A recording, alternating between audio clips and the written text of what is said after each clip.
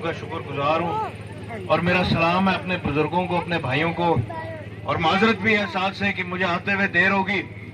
जैसे आपको पता है इलेक्शन का वक्त है और मलिक लतीफ़ साहब मेरे से पहले बता रहे थे, तो जैसे मलिक लतीफ़ साहब तकरीर करते हैं उसी तरह बाकी सारी जगहों पे भी 10-10, 15-15 मिनट लेट हो जाता था, जिस वजह से आप तक आते हुए ज्यादा देर होगी। उसके लिए माजरत, लेकिन आप लोगों का जज्बा, आप लोगों का जुनून, आप लोगों के जज्बात देख के मैं सिर्फ सलाम कर सकता हूँ और शुक्रिया अदा कर सकता हूँ।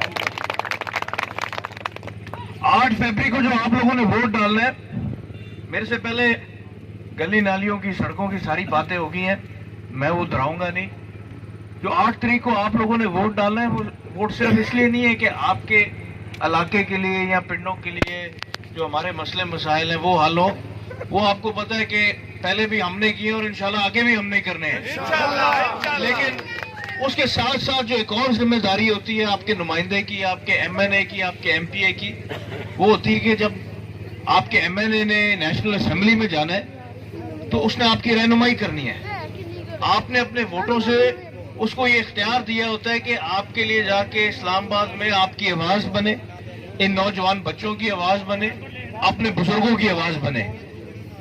और 2013 से 2018 में आपके सामने है कि आपके जो नुमाइंदे थे, कभी सुना है कि इस्लामाबाद नेशनल असेंबली में उन्होंने तकरीर की हो, कभी सुना है पंजाब असेंबली में उन्होंने कोई बात की हो। मुझे जब मौका मिला है मैंने अपने हल्के की बात की है, अपने जिले की बात की है। और चाहे वो हुकूमत का दौर था या जब हुकूमत गिरी, वोट ऑफ नो कॉन्फिडेंस आया और हम चले गए ऑपोजिशन में, ना मैं ऑपोजिशन में जब बैठा था, ना मेरे लेफ्ट पे कोई एमएनए था, ना राइट पे कोई एमएनए था। आधों के इस्तीफे मंजूर हो गए थे, मैं अकेला नेशनल असेंबली में था और बजट चल रहा था। पूरी पीडीएम इकट्ठे होकर बजट बना के अपनी मर्जी से पास कर रही थी। मेरा दिल नहीं था उस दिन असेंबली जाने का, क्योंकि मुझे था मैं अकेला किधर असेंबली जाऊंगा।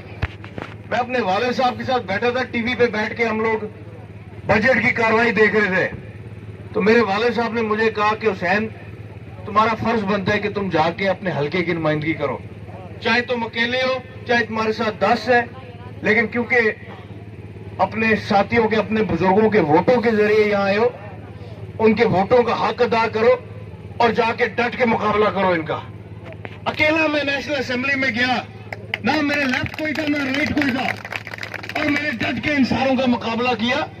और आगे भी मेरा आप लोगों से ये वादा है, चाहे ये कराची के वडेरे हो या रायवंड के बादशाह हो, आप लोगों का भतीजा इंशाल्लाह डट के इनका मुकाबला करेगा।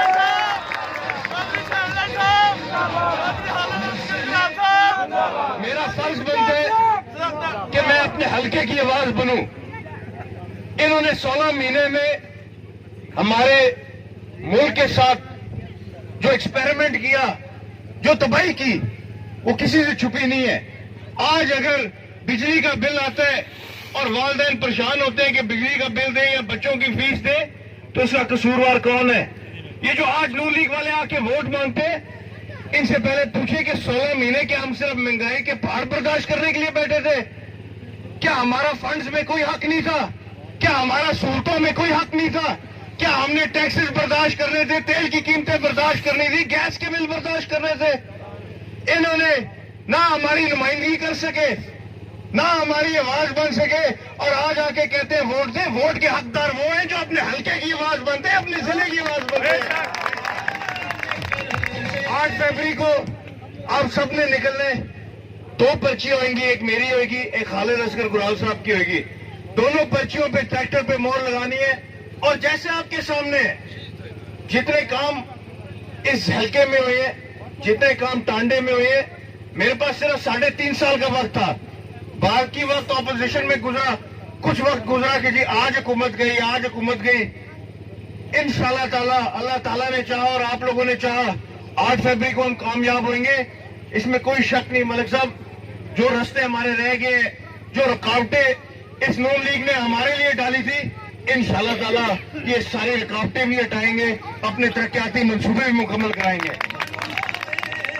जिधर तक रही आपकी वार्ड की बात, जितने आप लोगों ने मुतालबे किए इसमें कोई शक नहीं, आपके मुतालबे जायज भी हैं। और मेरा आप लोगों से वादा है, आज मलिक साहब भी यहाँ खड़े हैं, हमारी